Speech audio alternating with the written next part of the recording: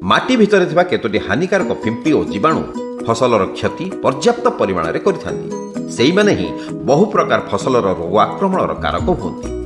ଓଡ଼ିଶାରେ ଲଙ୍କା, ବାଇଗଣ, ଟମାଟୋ ଆଦିରେ ଦେଖାଯାଉଥିବା ଜୀବାଣୁଜନିତ ଝାଉଁଳା ରୋଗ ସବୁଠୁ ବିପଦପୂର୍ଣ୍ଣ।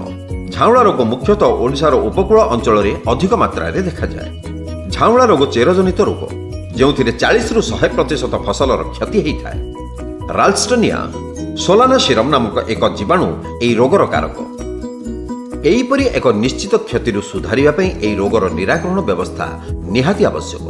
ଏହି ଅନିଷ୍ଟକାରୀ ଜୀବାଣୁ ଗଛର ଚେରମୂଳରେ ପ୍ରବେଶ କରି ଝାଉଁଳା ରୋଗ ସୃଷ୍ଟି କରିଥାନ୍ତି।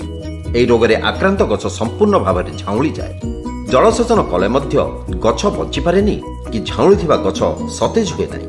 ଝାଉଁଳା ଗ୍ରାସିତ ଗଛର କାଣ୍ଡକୁ ଆଣି ଯଦି ତାକୁ ଗୋଟିଏ ସ୍ୱଚ୍ଛ ପାଣି ଭରା କାଚ ପାତ୍ରରେ ରଖାଯାଏ, ତେବେ କଟା ଅଂଶରୁ ଧଳା ରଙ୍ଗର ସୂତା ସଦୃଶ ଜୀବାଣୁ ନିର୍ଗତ ହେବାର ଦେଖାଯାଏ।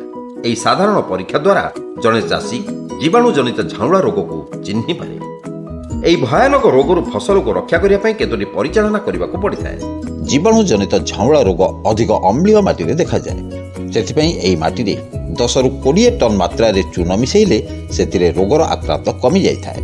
ଝାଉଁଳା ପ୍ରତିରୋଧକ କିସମଗୁଡ଼ିକ ଯେପରିକି ଆର୍କା ରକ୍ଷକ ବା ଆର୍କା ସମ୍ରାଟ ଇତ୍ୟାଦି ବ୍ୟବହାର କରିବା ଉଚିତ ହୁଏ।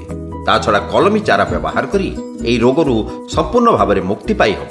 କାରଣ କଲମୀକରଣରେ ଜଙ୍ଗଲୀ ବାଇଗଣର ଚେରଭାଗଗୁଡ଼ିକ ବ୍ୟବହାର କରାଯାଉଥିବାରୁ ସେଗୁଡ଼ିକ ଝାଉଁଳା ରୋଗ ମୁକ୍ତ ରୁହନ୍ତି। ରୋଗର ପ୍ରାରମ୍ଭିକ ଅବସ୍ଥାରେ ଷ୍ଟ୍ରେପ୍ଟୋସାଇକ୍ଲିନ୍ ଦ୍ରବଣ ଗଛରେ ସିଞ୍ଚନ କଲେ ରୋଗର ଆକ୍ରାନ୍ତକୁ ମଧ୍ୟ କମାଯାଇପାରିବ।